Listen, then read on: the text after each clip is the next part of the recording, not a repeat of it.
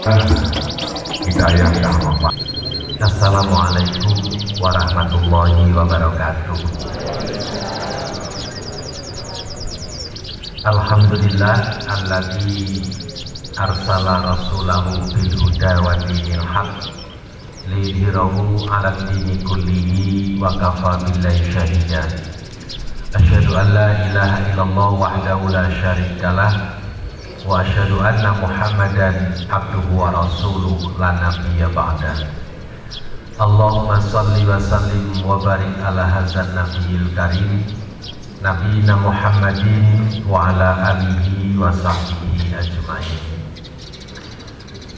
Bapak Ibu jamaah Majelis Taklim Islamic Center Madiun yang dirahmati Allah, alhamdulillah kita bersyukur kehadirat Allah Subhanahu wa Ta'ala.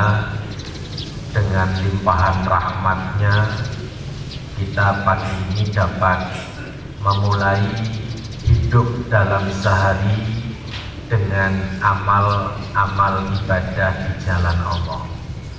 Pagi ini kita dapat bertaklim, bersilaturahim, dan mensiarkan agama Islam dengan harapan mudah-mudahan seluruh amal ibadah kita, pengorbanan kita, dan keistiqomahan kita ini menjadi amal yang solid dan mendapat ridho dari Allah Subhanahu wa Ta'ala. Amin. Kajian pagi ini saya fokus pada transformasi nilai puasa di bulan Syawal, dan tentu pada 11 bulan yang akan datang. Mengapa kita harus melakukan transformasi? Bapak Ibu yang saya muliakan, menjadi sebuah keharusan kalau sesudah mengikuti pelatihan itu kemudian dipraktekkan. Itulah yang disebut transformasi. Jadi sesudah kita mengikuti pelatihan, bimbingan, seperti Bapak Ibu melakukan bimbingan manasik haji, nanti langsung dipraktekkan di tanah suci. Selama Ramadan kita mengikuti bimbingan dari Allah, apa itu tarbiyah ilahiyah atau tarbiyatul irodah atau madrasah rohaniyah, maka prakteknya ada di bulan Syawal dan 11 bulan yang akan datang. Nah, saat ini kita akan berada di bulan Syawal.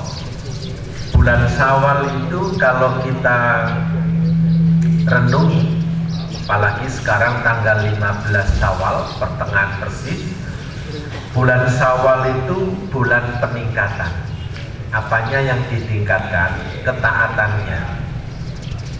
Bukan meningkatkan banyak-banyakan makan dengan lontongan di sana sini atau dengan kupat lepetan di sana sini, tapi yang ditingkatkan adalah ketaatan.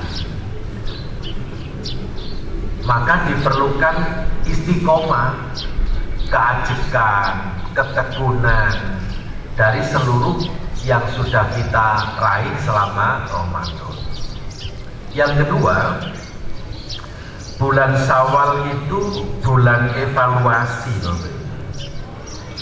Jadi bulan Syawal itu adalah bulan evaluasi terhadap hasil-hasil kita. Jadi akhir semester itu kan ada UAS. Jadi ujian akhir semester. Nah, sekarang kita dievaluasi pada bulan Syawal ini, apakah sebulan penuh ibadah kita, puasa kita, tadarus Al-Quran kita itu menghasilkan sesuatu. Nah, maka bisa kita pahami bahwa bulan Syawal itu bulan transformasi, bulan transformasi nilai, atau yang agak mudah itu bulan internalisasi. atau bulan pengejauhan tahan hasil-hasil yang kita dapat selama Ramadan. Nah, Bapak Ibu yang dirahmati Allah, kita sudah meraih banyak prestasi. Di makalah itu sudah saya cantumkan ada 9 prestasi kita. Berarti kita memperoleh 9 piala kemenangan. Yang pertama yang sangat spektakuler itu adalah meraih derajat takwa. Karena ayatnya la'allakum tattaqun. Takwa ini tidak mudah. Tetapi lewat puasa itu yang sangat mengherankan. Takwa dicapai tidak mudah, tapi lewat puasa dengan mudah takwa itu dicapai. Bahkan kalau kita memahami rukun Islam yang 5, puasa itu meningkatkan 2 derajat sekaligus. Jadi kalau orang itu syahadat, kemudian sholat dan zakat, statusnya sudah muslim. Karena syahadat itu posisi orang yang bersyahadat berada di pintu gerbang Islam. Agar masuk ke dalam Islam maka harus sholat dan harus zakat. Sholat sebagai implementasi syahadat dalam hubungannya dengan Allah, zakat implementasi syahadat dalam hubungannya dengan sesama manusia. Jadi tindak lanjut syahadat itu hablum minallah dan hablum minannas, sholat dan zakat. Maka apabila seseorang sesudah syahadat kok tidak sholat, maka Bapak Ibu, berdasarkan petunjuk Rasul, bainar rajuli wa bainas syirki wal kufri tarkus sholat. Perbedaan seseorang dengan kekufuran dan kekafirannya, kemusyrikan dan kekafirannya adalah meninggalkan sholat. Jadi kalau orang sudah bersyahadat kemudian tidak sholat, syahadatnya itu rusak dan status orang itu kembali seperti belum pernah bersyahadat. Bahkan Said Hawa dalam kitabnya Al-Islam itu menegaskan ada 20 perbuatan yang dapat merusak syahadat. Yang nomor 1 adalah tarkus sholat, meninggalkan sholat. Nah, oleh karena itu kalau sudah syahadat, tindak lanjutnya harus sholat, harus zakat. Nah, kalau 3 ini sudah ditunaikan, dia seorang muslim. Namun untuk meningkatkan status kemusliman seseorang menjadi mukmin, harus menunaikan rukun Islam yang keempat, namanya puasa. Nah, apabila puasa dikerjakan dengan baik dan sempurna, akan meraih derajat tertinggi di sisi Allah, yaitu la'allakum tattaqun. Jadi puasa itu rukun yang paling istimewa. Karena apa? Karena meningkatkan 2 derajat, dari muslim menjadi mukmin, dari mukmin menjadi muttaqin. Nah, kalau sudah mencapai muttaqin, menjadi bekal menunaikan rukun Islam yang kelima, yakni menunaikan ibadah haji. Ayatnya jelas itu.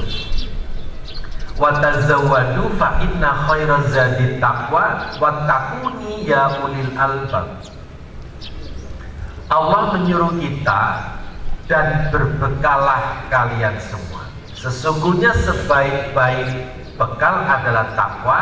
Oleh karena itu bertakwalah kepadaku wahai orang-orang yang berakal. Perintah berbekal takwa ini untuk menunaikan ibadah haji.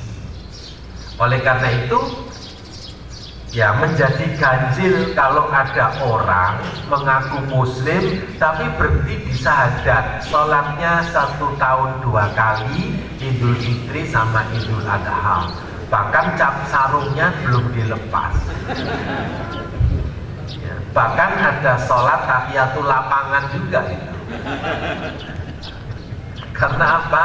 Karena sholatnya 1 tahun cuma 2 kali. Tahu-tahu tahun ini berangkat haji. Ya bisa karena punya uang, bisa karena sudah terdaftar di entry-nya Kemenang.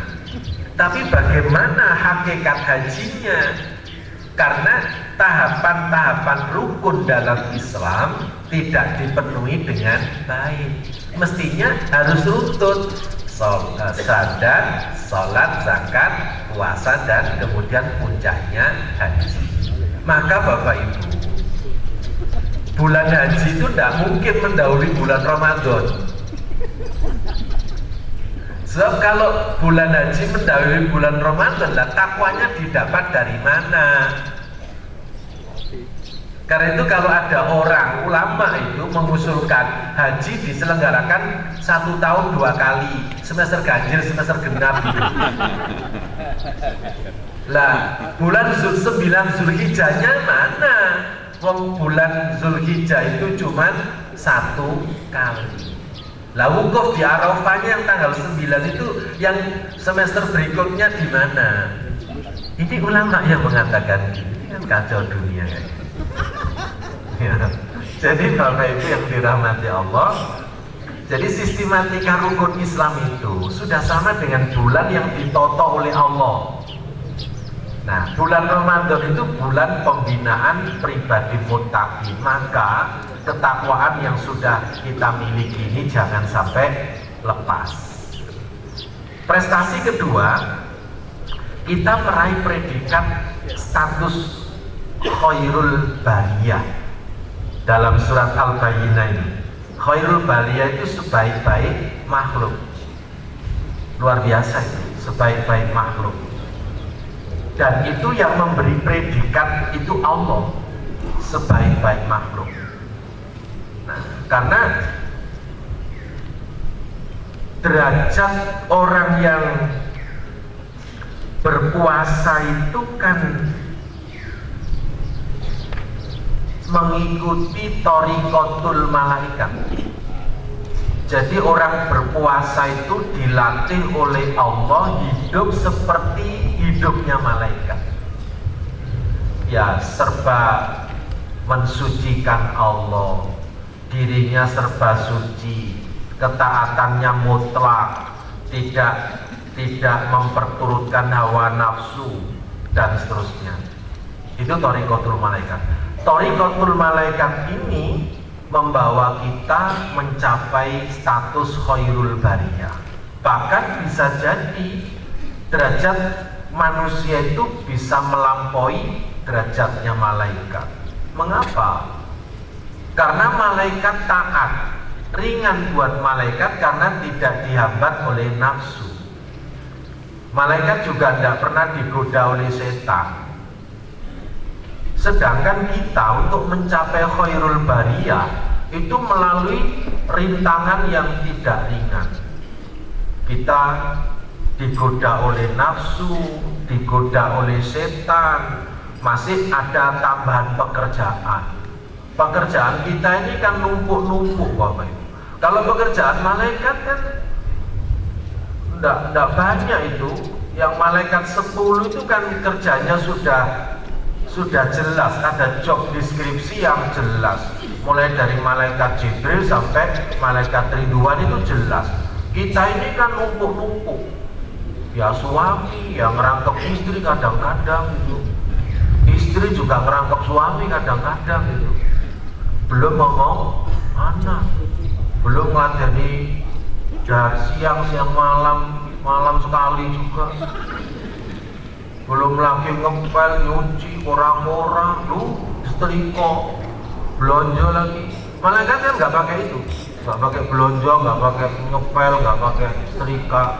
Jadi enteng kalau malaikat itu bisa taat serba mensucikan Allah itu enteng karena nggak digoda malaikat, sedangkan tidak digoda setan, sedangkan kita luar biasa.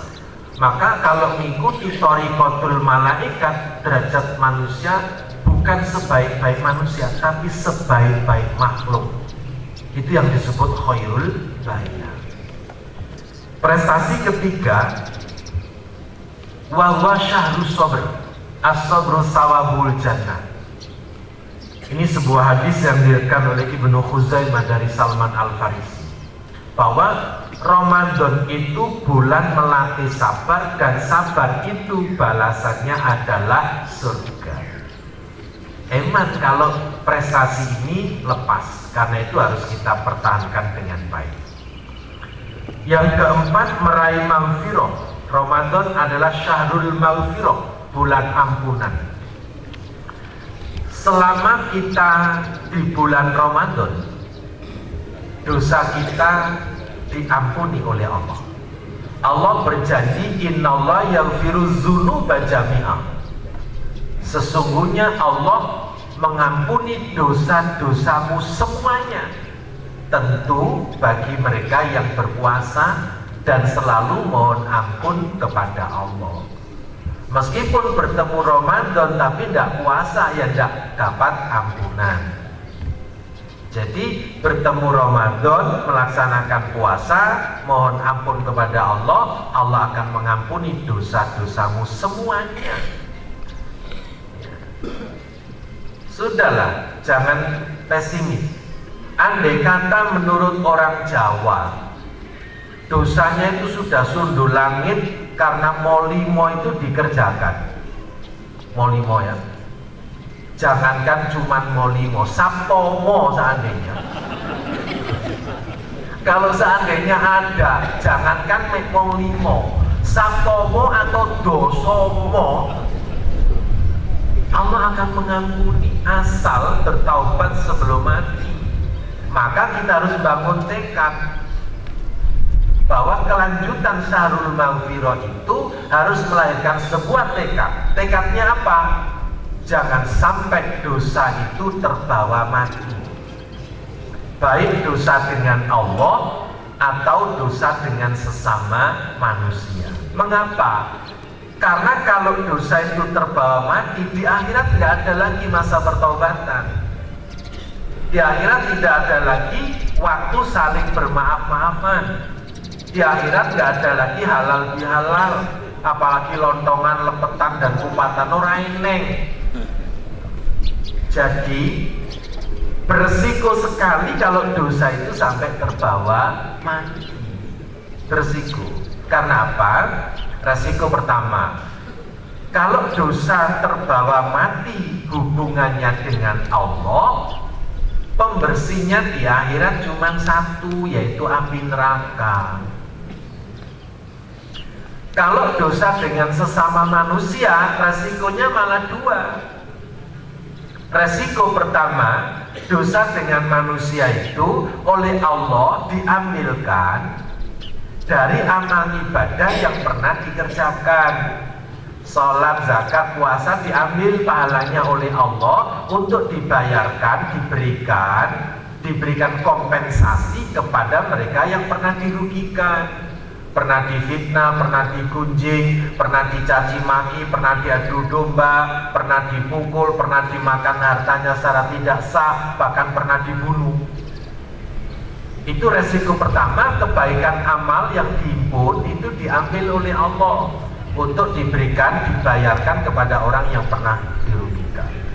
Nah, berikutnya, resiko berikutnya, kalau dosa dengan sesama manusia sudah dibayar tunai, amal ibadahnya sudah habis, ternyata masih ada dosa dengan sesama yang belum terselesaikan.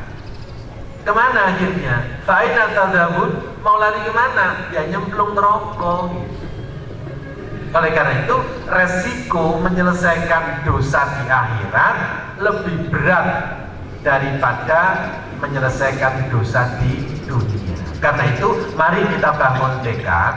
Setelah kita memperoleh syahrul maghfirah, kita harus bangun tekad, jangan sampai dosa itu terbawa mati. Kita harus rajin wa taubatan qoblal maut.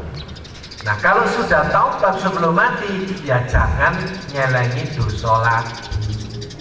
Sudah cukup itu.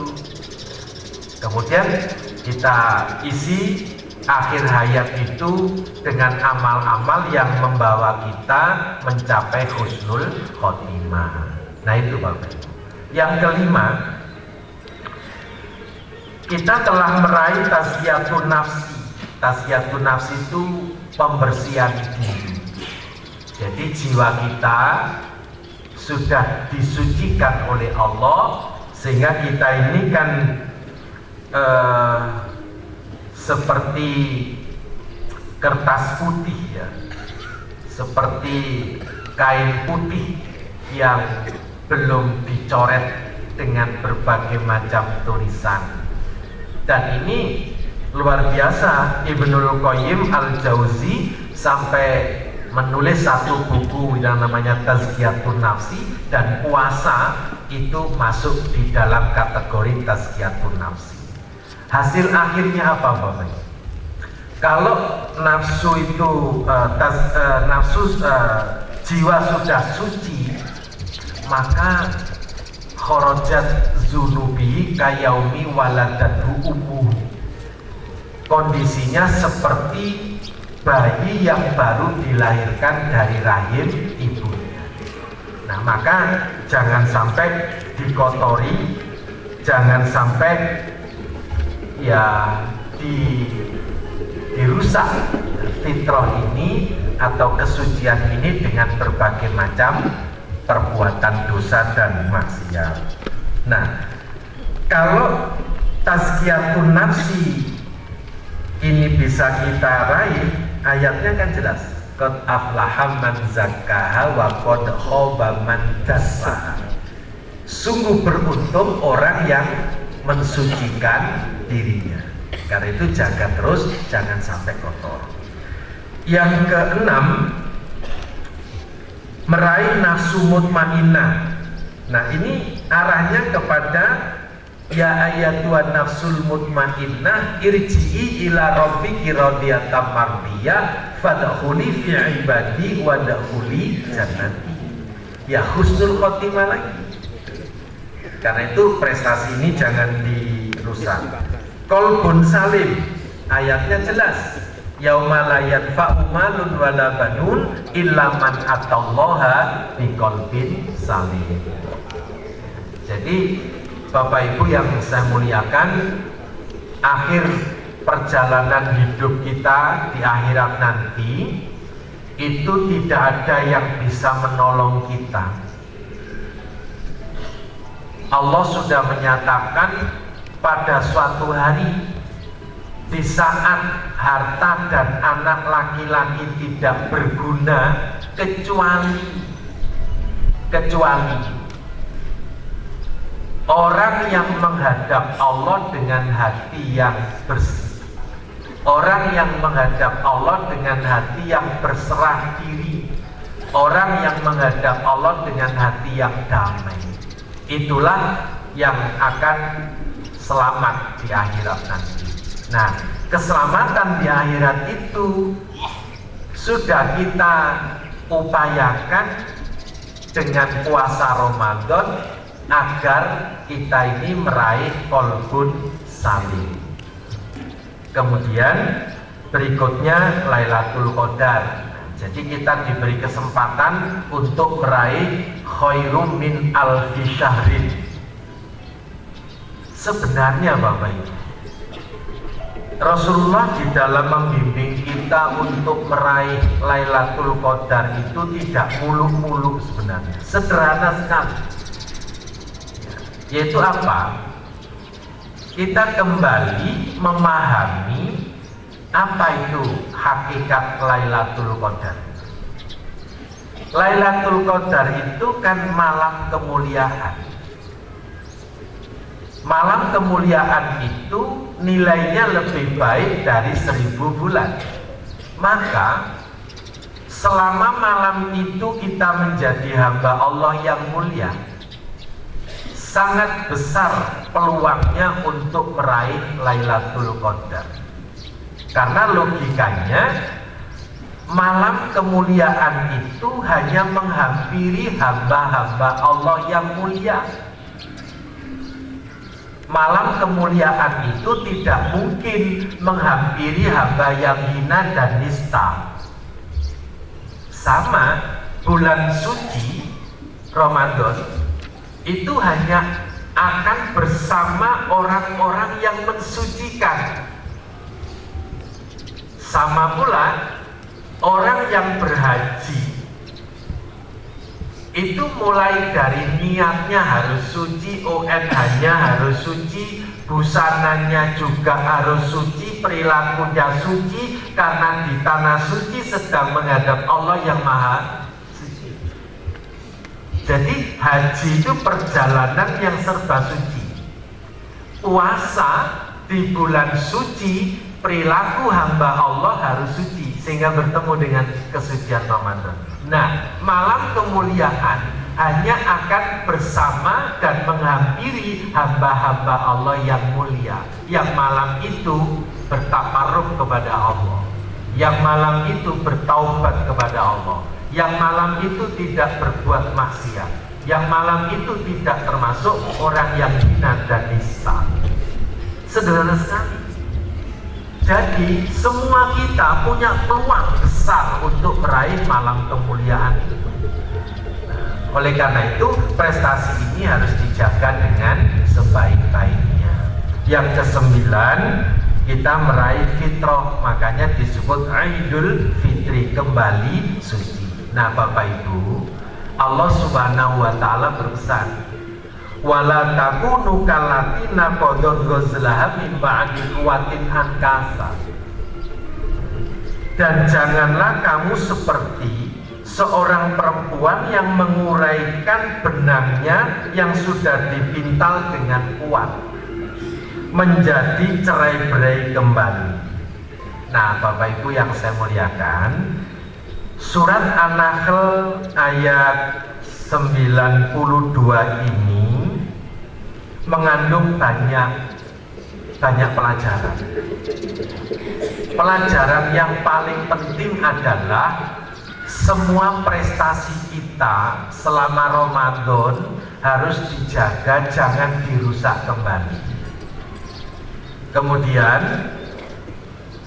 yang kedua, kalau kita dilarang merusak prestasi kita, maka sama dengan kita ini diperintahkan untuk istiqomah dalam segala kebajikan. Memang kita akui istiqomah itu berat, yang ringan itu istirahat. Ya. Istiqomah itu sejak Nabiullah Adam alaihissalam sampai kiamat berat memang, perlu semangat yang kuat. Nah maka semua hasil Ramadan 9 prestasi itu harus kita sikapi dengan sikap istiqomah, ajak, berkesinambungan. Nah itulah inti dari internalisasi atau transformasi nilai puasa. Yang ketiga, larangan membatalkan keimanan dengan berganti kemusyrikan, karena kemusyrikan merupakan sumber bencana kehidupan. Bapak Ibu yang saya muliakan, semua perbuatan syirik itu membinasakan. Ya, membinasakan iman, membinasakan amal soleh, membinasakan kebajikan. Seberapapun banyaknya kebajikan bisa dibinasakan oleh kemusyrikan. Karena itu jangan bermain-main dengan kemusyrikan. Nah Bapak Ibu, ayat 92 surat An-Nahl ini juga mengandung larangan membatalkan perjanjian yang telah kokoh dengan Allah, yang disebut misaqon ghalidhun. Surat Al-A'raf ayat 172 Kita diberitahu oleh Allah, karena memang waktu itu kita nggak tahu. Ketika kita di rahim ibu masih berupa janin, kemudian Allah meniupkan rohnya untuk menyatu dengan janin itu, janin kita waktu itu. Lantas Allah bertanya, alastu birabbikum, apakah aku ini Tuhanmu? Kita semua saat itu sudah menyatakan, qalu bala syahidna, benar engkau adalah Tuhan kami dan kami bersahadat, kami bersaksi, kami berjanji, kami bertransaksi.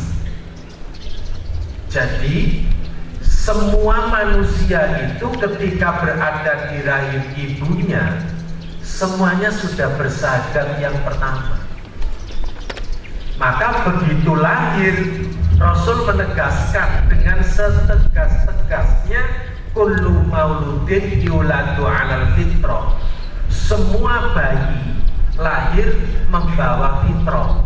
Artinya lahir membawa ketauhidan karena sudah mengikat perjanjian dengan Allah. Jadi sejak di rahim ibu kita sudah melakukan perjanjian ketuhanan, maka jangan dirusak sampai-sampai Allah menegaskan wala tamutunna illa wa antum muslimun. Jangan sekali-kali kamu mati kecuali dalam keadaan bersama Islam, yang ketauhidannya sudah kita ikrarkan sejak kita berada di rahim ibu kita. Nah, oleh karena itu Bapak Ibu, An-Nahl 92 ini menegaskan larangan membatalkan perjanjian yang telah kokoh dengan Allah Subhanahu wa Ta'ala. Berikutnya, larangan mengotori segala bentuk peribadatan dengan 3: riya, sum'ah, dan ujub. Riya itu pamer. Dalam beramal ingin mendapat pujian, sanjungan, pengalembono. Ini batal amalnya. Seperti debu nempel di batu licin, tersapu angin dan hujan, bersih, tidak ada bekas. Iman-iman kalau amal kita hangus atau lenyap gara-gara riya. Sum'ah itu menceritakan ketika orang beramal tidak diketahui oleh siapapun, tapi kemudian dicerita-ceritakan kepada banyak orang. Tujuannya juga sama, ingin mendapat pujian. Ini juga hangus. Ada yang paling lembut, yang bersangkutan itu hampir tidak terasa, yaitu apa? Ujub. Contohnya ujub itu begini. Yang paling dikhawatirkan oleh Rasul itu munculnya sifat ujub ketika melaksanakan sholat malam. Orang sholat malam insya Allah selamat dari riya, karena nggak ada orang yang disuruh melihat. Dan kalaupun ada orang melihat, insya Allah aman, tidak ingin dipuji. Orang sholat malam juga nggak mungkin diceritakan di pagi harinya dengan teman-temannya. Aku sedang ngantuk mabdi sholat malam 11 rakaat. Aman. Enggak. Insya Allah itu aman.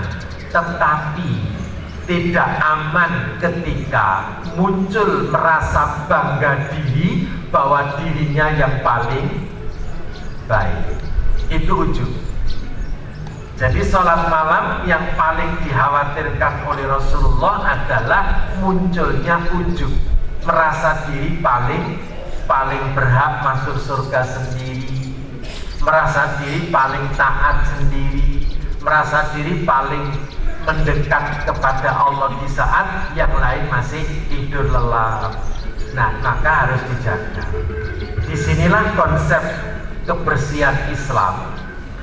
konsep kebersihan yang diajarkan Islam tidak hanya bersih dalam konteks toharo dari najis dan hadas, tapi bersih pula ikhlas kita hanya semata-mata mencari ridhonya Allah. Nah, itu kandungan surat An-Nahl 92. Nah, termasuk larangan mengotori segala bentuk peribadatan dengan larangan memutuskan ukhuwah dan silaturahim. Jadi Bapak Ibu, satu ayat itu kalau kita gali maknanya ternyata meliputi segala aspek kehidupan. Surat An-Nahl 92 itu maknanya seluas itu. Nah, oleh karena itu Bapak Ibu, kembali kepada inti persoalan kita. Kalau puasa sudah mengantarkan kita meraih 9 prestasi itu, maka harus kita jaga dengan baik, jangan dirusak kembali. Bahkan Rasulullah SAW bersabda, wahai manusia, sesungguhnya pintu-pintu surga dibukakan bagimu, maka mintalah kepada Tuhanmu agar tidak akan pernah menutupkannya bagimu. Wahai manusia, pintu-pintu neraka tertutup, maka mohonlah kepada Tuhanmu untuk tidak akan pernah dibukakan bagimu. Setan-setan terbelenggu, maka mintalah agar dia tak lagi pernah menguasaimu. Umar bin Khattab berkata, aku berdiri dan berkata, ya Rasulullah, apa amal yang paling utama di bulan ini? Jawab Nabi, ya Abul Hasan, amal yang paling utama di bulan ini adalah menjaga diri dari apa yang diharamkan oleh Allah. Jadi pesan yang disampaikan Rasul ini merupakan rambu-rambu agar semua prestasi kita terjaga dengan baik, maka jangan berbuat yang dilarang oleh Allah. Teruskan istiqomah dalam ketaatan, teruskan istiqomah dalam kebaikan, teruskan istiqomah di jalan Allah. Nah, untuk melengkapi kajian ini, saya mengutip pandangan Ibnul Qayyim Al-Jauzi bahwa ada 4 perbuatan yang harus kita waspadai, karena 4 perbuatan itu merupakan racun rohani yang dapat merusak prestasi rohani kita hasil pendidikan selama 1 bulan di bulan Ramadan. Bapak dan Ibu yang saya muliakan, apa 4 perbuatan yang dapat merusak prestasi rohani kita? Yang pertama adalah banyak bicara tidak berfaedah. Orang Malang itu bilang gedabrus. Tidak tahu Madiun apa itu, ombluk atau umuk. Nah, Bapak Ibu yang dirahmati Allah, sesungguhnya banyak bicara itu tidak dilarang kok dalam Islam. Yang dilarang itu banyak bicara tapi tidak memberi faedah. Kita ini diperintahkan oleh Allah banyak bicara tapi yang baik-baik. Sampai 6 kriteria pembicaraan yang dibimbing oleh Allah itu. Apa? Qaulan ma'rufa. Kita diperintahkan oleh Allah bertutur kata yang baik, ma'ruf. Kalau orang itu bertutur kata ma'ruf, berarti orang itu ma'ruf, baik. Jadi tanda orang baik itu bisa dilihat melalui tutur katanya. Kalau tutur katanya qaulan ma'rufa, pertanda orang itu baik. Yang kedua, Allah menyuruh kita qaulan karima, bertutur kata yang memuliakan. Tanda orang mulia itu kalau tutur katanya memuliakan orang lain. Tanda orang terhormat itu kalau kata-kata yang keluar dari lisannya itu kata-kata yang memuliakan, yang menghormati orang lain.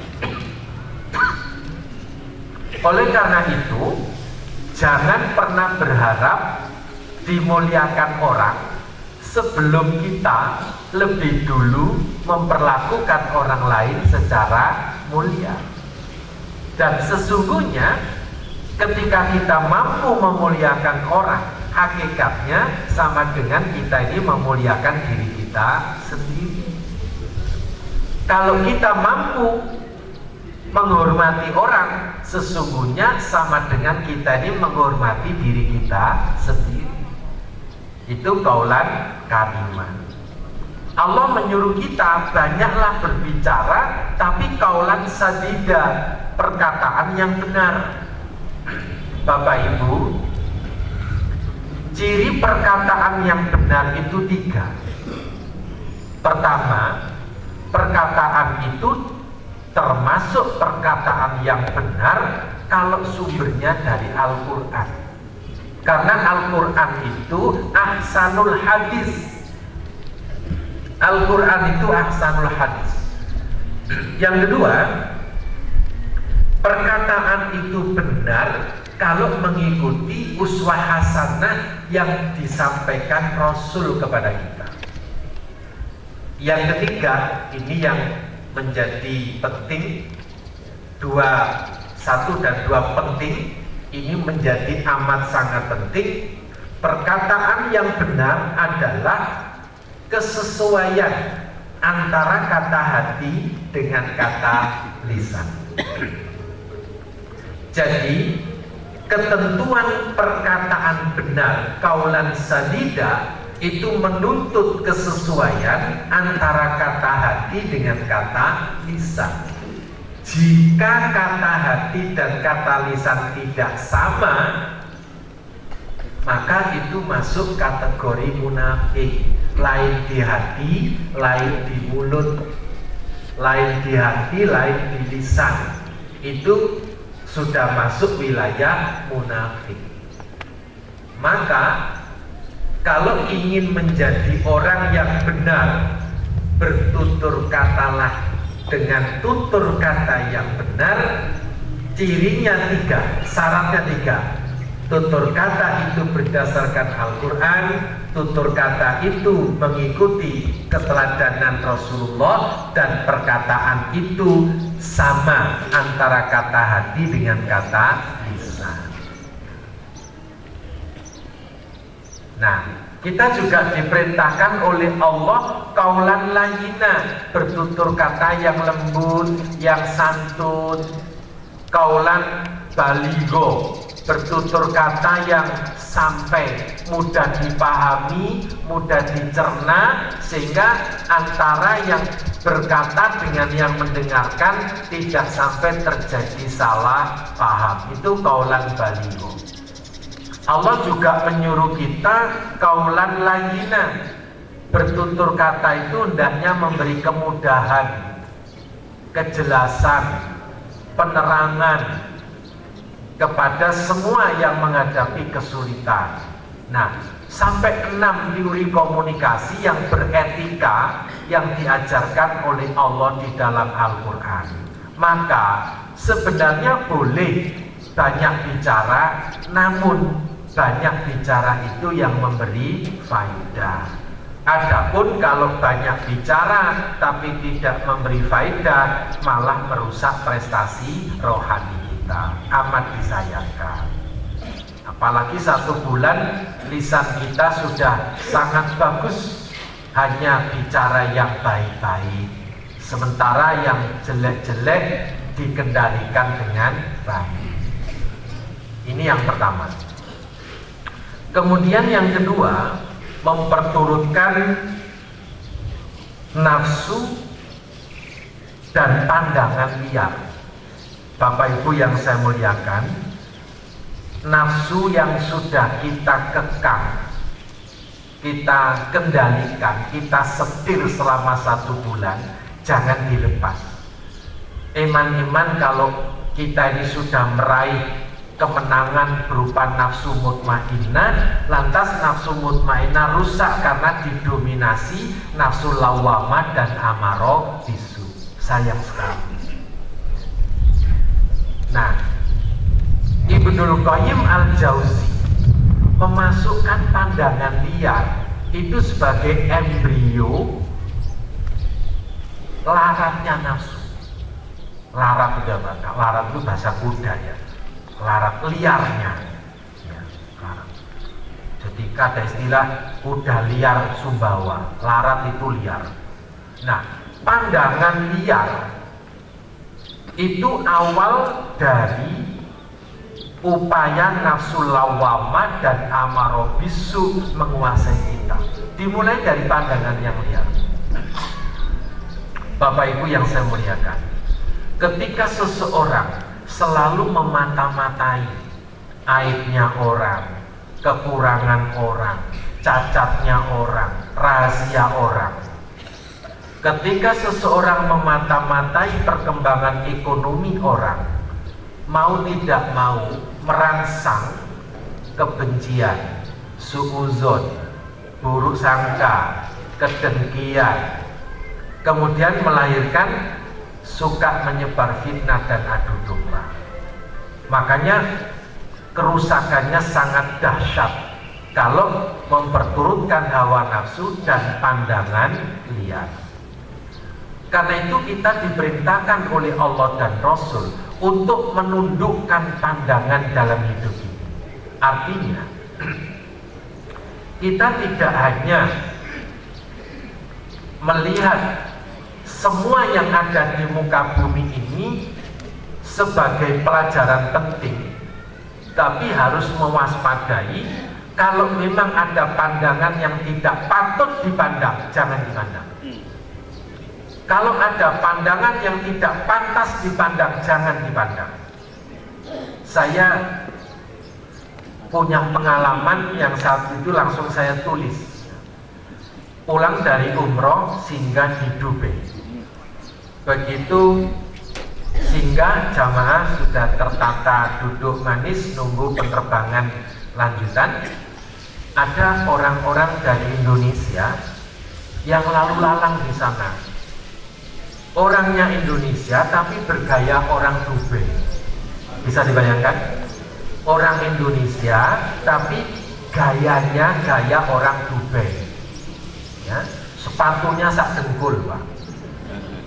Panjangnya dari kaki sampai dengkul nutup. Memang orang Dubai yang jet set begitu. Kemudian celananya mepet itu, mepet sepatu itu. Jadi celana sambung sepatu gitu ya.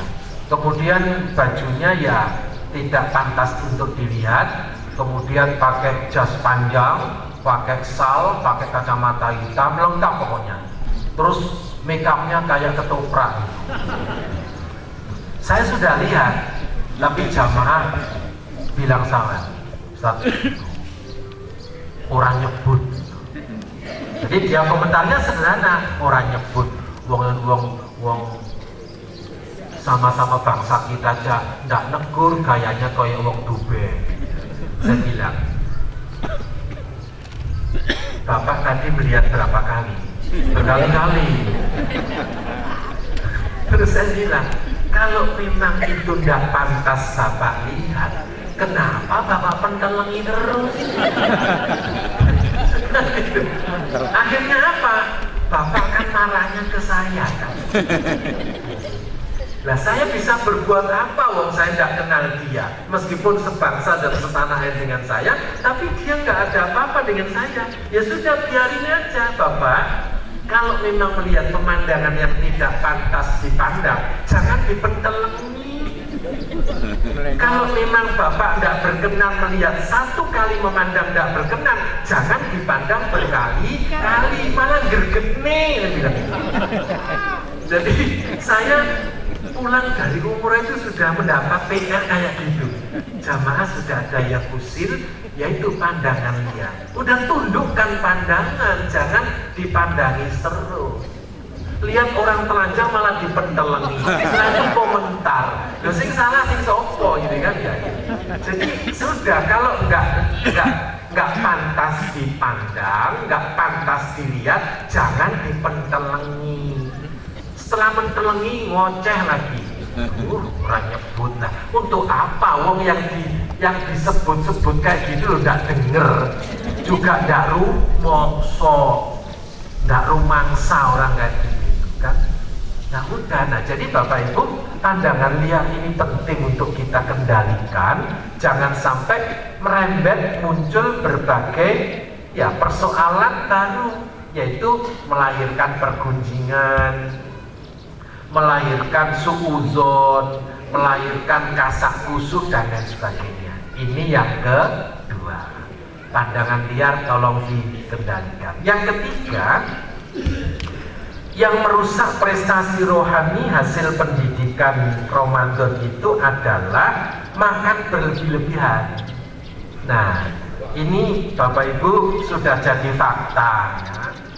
Ramadan makan kita tertib sekali sehingga badan kita jadi enak, enteng, karena kandungan kolesterolnya berkurang, asam uratnya juga berkurang, diabetesnya juga menurun. Jadi bagus karena pengaruh makan.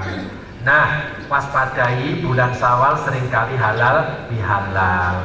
Mulai dari tingkat arisan, tingkat RT, tingkat RW, tingkat kelurahan, tingkat kecamatan, tingkat kabupaten, tingkat jamaah, tingkat ikatan profesi, semua menyelenggarakan halal bihalal. Dan mesti kupat, lontong, lepet, opor ayam, terus apa lagi? Gulai, kerengsengan dan sebagainya. Lah ini kalau kita nggak pandai-pandai mengekang diri, bisa lepas. Kadang-kadang halal bihalal belum rampung, sudah ada syukuran haji, makan lagi kan. Nah, undangan syukuran haji kemana-mana, makan lagi. Belum lagi silaturahim ke keluarga dan kerabat dekat kita. Satu hari kalau kita 5 keluarga, makan ping 5, belum kacangnya, belum sempritnya, belum kupatnya, belum lepetnya, akhirnya loh, tahu-tahu badan kok abot lagi, sabunnya kok melar lagi gitu ya. Nah, ini tidak bagus. Bapak Ibu, makan itu punya pengaruh besar terhadap kehidupan kita. Dapat dipastikan kebanyakan penyakit itu dipengaruhi oleh makan. Rasulullah SAW pernah mendapat hadiah seorang dokter dari Mesir. Jadi seorang raja Mesir memberi hadiah dokter kepada Rasulullah untuk mengawasi kesehatan Rasulullah. Selama dokter ini bertugas mengawasi kesehatan Rasul, sekalipun tidak pernah menemukan Rasul sakit. Bahkan lama-lama dokternya yang sakit, dokternya malah sakit. Kemudian Rasulullah merasa cukup mendapat penghargaan diawasi seorang dokter. Rasulullah menyatakan, dokter atau tabib, sudah cukup tuan tabib memelihara, mengawasi kesehatan saya. Sekarang saya persilakan untuk kembali ke negara tuan, melaporkan kepada tuan raja terima kasih saya. Begitu dokter ini mau pulang, minta kepada Rasul, saya baru mau pulang kalau Rasul berkenan menjawab pertanyaan saya. Apa pertanyaan tabib? Tabib itu bertanya, rahasianya apa Rasul kok tetap sehat? Dijawab singkat oleh Rasulullah, kami adalah satu kaum yang tidak makan sebelum lapar, berhenti makan sebelum kenyang.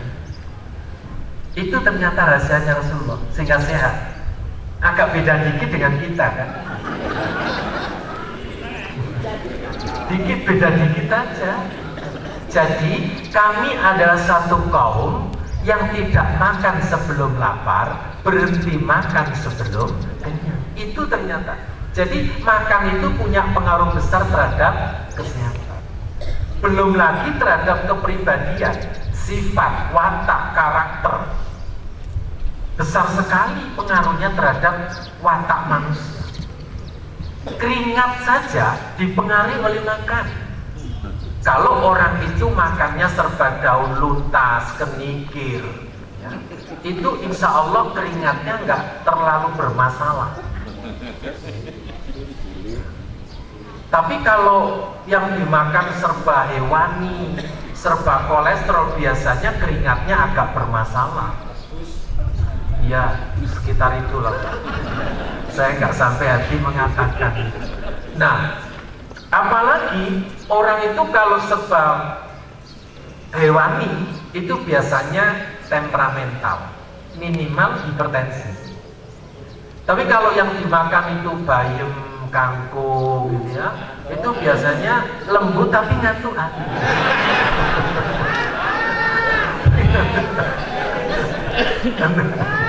Jadi itu.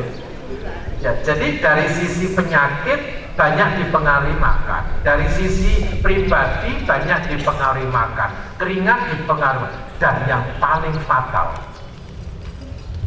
makan halal dan haram itu berpengaruh terhadap kehidupan akhirat kita. Dunia kita bermasalah kalau yang dikonsumsi serba haram, apalagi makan haknya orang lain. Bapak Ibu, doa ditentukan terkabul dan tidaknya oleh makanan. Salat diterima tidaknya oleh Allah juga dipengaruhi oleh pakaian yang kita pakai itu belinya pakai uang apa. Di dalam hadis yang diriwayatkan oleh Ahmad, manishtaro sauban bi asroti darohima wa bi samanihi dirhamun haramun lam yakbalillahu sholatahu madama alaihi minu syai'un. Barang siapa yang membeli pakaian dengan 10 dirham dan di antara 10 dirham itu terdapat 1 dirham uang haram, maka selama pakaian itu dipakai untuk sholat, selama itu Allah gak akan terima sholat seseorang. Jadi makanan atau hasil haram itu tidak ada faedahnya sama sekali. Dimakan jadi darah dan daging, doanya yang tidak diterima Allah, hatinya terus gelisah, dipakai beli fasilitas, contohnya ya baju dipakai sholat yang tidak diterima Allah, apalagi dipakai beli mobil, dipakai beli apa saja yang nggak ada nilainya di hadapan Allah, bahkan merugikan. Maka makan berlebih-lebihan bukan sekedar mengkonsumsi hidangan, tetapi mencari penghasilan yang berlebih-lebihan sampai rakus, sampai menghalalkan segala cara, juga merusak prestasi rohani kita.